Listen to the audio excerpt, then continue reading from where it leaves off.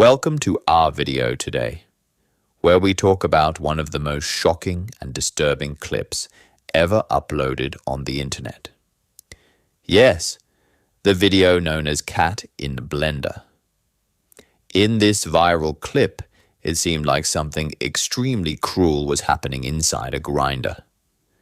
Millions of people watched it, and they were disturbed, angry, and heartbroken. But here's the truth. The video was not real.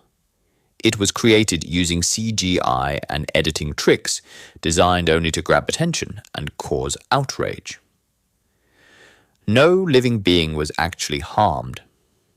The creator of Cat in Blender only made it to go viral, but the internet quickly condemned it. This proves how far some people will go for views, and why we must always fact-check what we see online. Remember this, not everything shocking on the internet is real.